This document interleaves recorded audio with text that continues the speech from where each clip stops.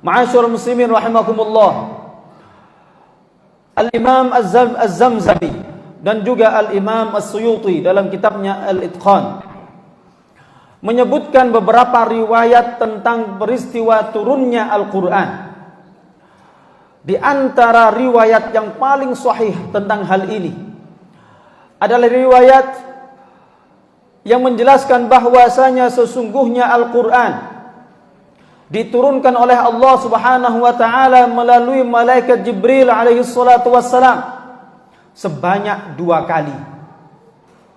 Yang pertama yaitu diturunkannya Al-Quran dari Al-Lauhil Mahfuz ke suatu tempat di atas langit yang pertama, ke suatu tempat yang bernama Baitul Izzah. Ma'asyiral muslimin rahimakumullah,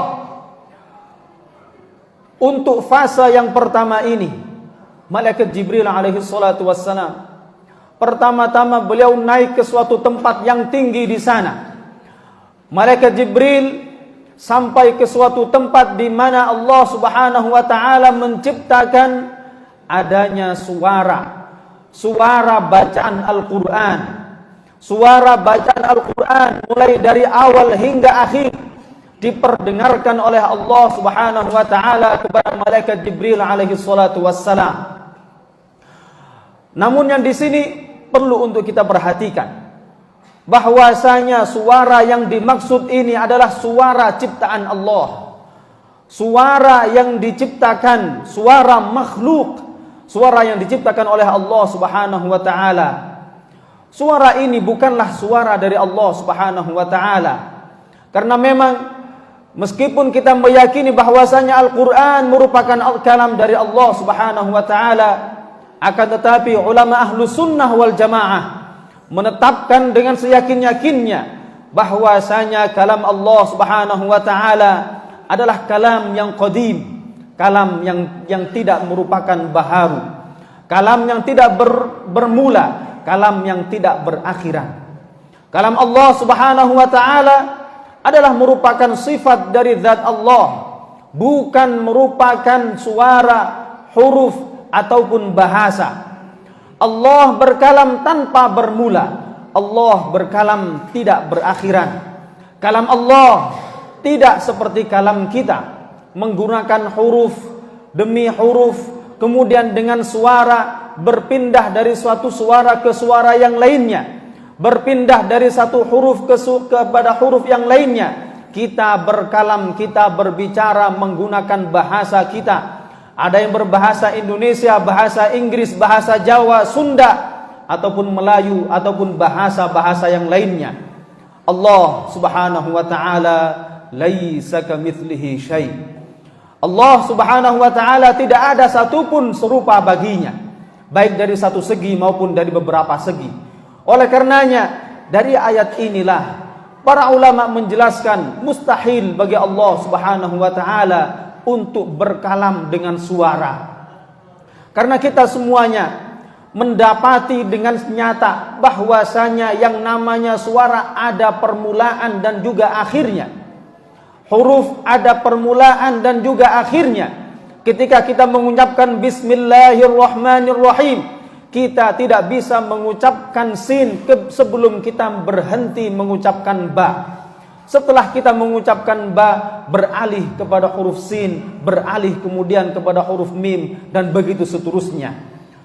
Yang mana ini semuanya menandakan bahwasanya huruf, suara dan juga bahasa adalah sesuatu yang baharu. Allah Subhanahu wa taala qadim, azali, tidak bermula, tidak berakhiran. Oleh karenanya Allah dan juga sifat-sifatnya adalah sesuatu yang qadim, azali, abadi, tidak bermula, tidak berakhiran. Kalam Allah bukan huruf, bukan suara, dan juga bukan bahasa. Oleh karenanya para ulama menjelaskan bahwasanya suara yang diperdengarkan oleh Allah kepada malaikat Jibril di tempat yang tinggi di sana adalah suara yang diciptakan oleh Allah, suara bacaan Al-Quran seutuhnya. Kemudian Allah Subhanahu wa taala memberikan perintah kepada malaikat Jibril untuk turun ke Al-Lauhil Mahfuz. Di sana di dekat Al-Lauhil Mahfuz malaikat Jibril mendapati tulisan Al-Qur'an. Al-Qur'an tertulis di atas Al-Lauhil Mahfuz. Di satu sisi dari Al-Lauhil Mahfuz tertulis secara lengkap dari awal hingga akhir. Setelah malaikat Jibril mendengarkan bacaan Al-Qur'an, setelah malaikat Jibril melihat tulisan-tulisan Al-Qur'an yang ada di Al-Lauhil Mahfuz, Allah Subhanahu wa taala memerintahkan malaikat Jibril untuk turun membawa tulisan Al-Qur'an dari Al-Lauhil Mahfuz ke suatu tempat di atas langit pertama, yaitu di suatu tempat yang bernama Baitul Izzah, yang mana ini turun pada malam 24 Ramadan. Ma'asyiral muslimin rahimakumullah. Pada fase yang pertama ini Al-Qur'an diturunkan oleh malaikat Jibril secara seutuhnya, sepenuhnya dari awal hingga akhir secara lengkap dari Al-Lauhil Mahfuz ke Baitul Izzah di langit yang pertama. Kemudian melalui fase yang kedua, Allah Subhanahu wa taala memerintahkan malaikat Jibril di tahun berikutnya untuk menurunkan kepada Nabi Muhammad sallallahu alaihi wasallam, yang ketika itu Nabi Muhammad sedang bertahannuts, beruzlah, melakukan menyendiri di suatu tempat yang sepi, di suatu tempat di Gua Hira yang berada di luar kota Mekah, tidak jauh dari kota Mekah. Malaikat Jibril turun dari Al-Lauhil Mahfuz, dari langit pertama ke bumi, ke Gua Hira dalam wujud manusia. Malaikat Jibril kemudian mendatangi Nabi Muhammad sallallahu alaihi wasallam dan menyampaikan kepada beliau, "Iqra, bacalah wahai Muhammad." Nabi Muhammad sallallahu alaihi wasallam yang pada dasarnya tidak diberi kemampuan oleh Allah Subhanahu wa taala untuk membaca dan menulis. Beliaulah nabi yang ummi, tidak membaca dan tidak menulis. Nabi Muhammad sallallahu alaihi wasallam kemudian mengatakan, "Ma ana biqari." Aku tidak membaca.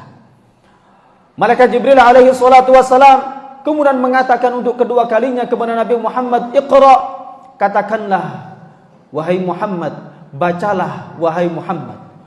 Nabi Muhammad sallallahu alaihi wasallam kemudian menimpali dengan jawaban yang sama, "Ma ana biqari." Aku tidak membaca.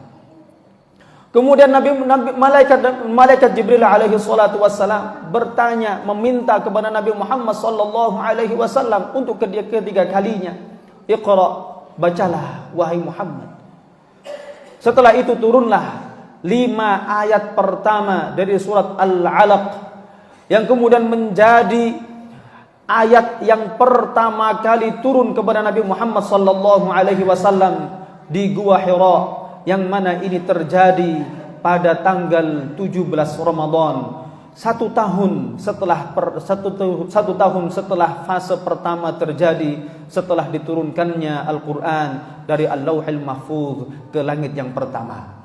Ma'asyiral muslimin rahimakumullah, untuk fase yang kedua ini malaikat Jibril alaihi salatu wassalam menurunkan Al-Quran kepada Nabi Muhammad sallallahu alaihi wasallam bukan secara lengkap, bukan secara utuh dari awal sampai hingga akhir, melainkan malaikat Jibril alaihi salatu wassalam menurunkan Al-Quran secara berangsur-angsur sesuai dengan peristiwa, kejadian, pertanyaan ataupun hukum-hukum yang menuntut untuk diturunkannya Al-Quran, wahyu kepada Nabi Muhammad sallallahu alaihi wasallam, yang mana para ulama menjelaskan bahwasanya ini terjadi sepanjang masa 20 tahun, ada yang mengatakan 23 tahun, sesuai dengan perbedaan pendapat para ulama berapa masa Rasulullah sallallahu alaihi wasallam tinggal di kota Mekah sebelum kemudian beliau hijrah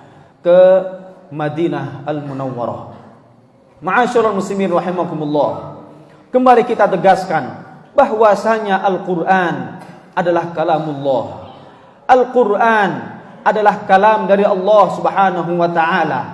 Para ulama menjelaskan bahwasanya ketika kita mengatakan bahwasanya Al-Quran adalah kalamullah, Di sini dalam kata tersebut Al-Quran adalah kalamullah, terdapat dua makna yang tersirat dari satu kata tersebut. Makna yang pertama adalah bahwasanya Al-Quran yang merupakan sifat kalam Allah, tidak berupa huruf, suara ataupun bahasa.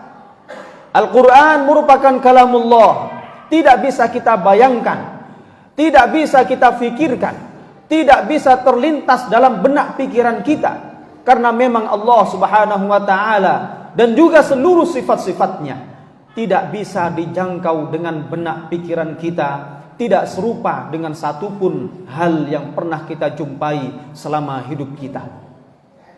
Jadi Al-Quran yang merupakan sifat kalam Allah bukanlah huruf, suara ataupun bahasa. Sedangkan yang biasa kita baca mulai dari surat Al-Fatihah hingga An-Nas dengan suara-suara kita yang kita merdu-merdukan dengan huruf-huruf Bismillahirrahmanirrahim, Alhamdulillahi Rabbil Alamin, dan begitu seterusnya. Ini bukanlah sifat dari kalam Allah. Ini merupakan kalamullah, iya. Namun para ulama menjelaskan ini disebut sebagai kalamullah karena ini merupakan ungkapan dari sifat kalamullah yang bukan berupa huruf, suara dan bahasa. Jadi yang diwahyukan kepada Nabi Muhammad SAW merupakan huruf, suara dan bahasa sebagaimana yang sampai kepada kita. Namun huruf, suara dan bahasa yang kita baca sehari-hari ini bukanlah sifat kalam Allah yang sesungguhnya, melainkan ungkapan dari kalam Allah Subhanahu wa taala.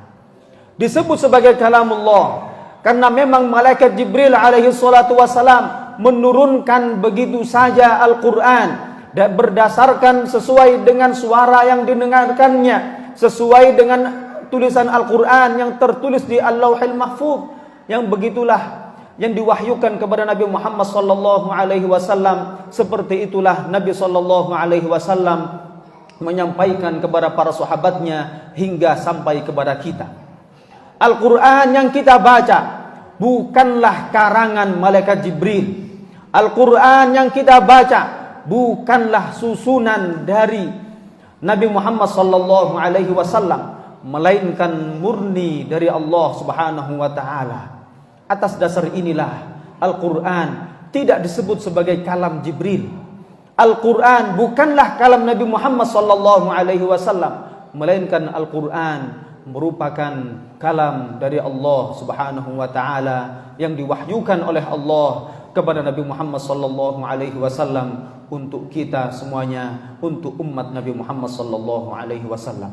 Ma'asyiral muslimin rahimakumullah. Demikian khutbah yang bisa kita sampaikan. Semoga Allah Subhanahu wa taala memberikan pemahaman yang benar terhadap kita semuanya tentang penurunan Al-Quran kepada Nabi Muhammad sallallahu alaihi wasallam, dan semoga Allah Subhanahu wa taala menjadikan kita semuanya di yaumil mahsyar nanti termasuk orang-orang yang mendapatkan syafaat dari Al-Quran. Amin ya rabbal alamin. Barakallahu li wa lakum bil Qur'anil azim wa nafa'ani wa iyyakum bima fihi minal ayati wadh-dhikril hakim. وتقبل مني ومنكم تلاوته إنه هو السميع العليم. أقول قولي هذا وأستغفر الله لي ولكم فيا فوز المستغفرين.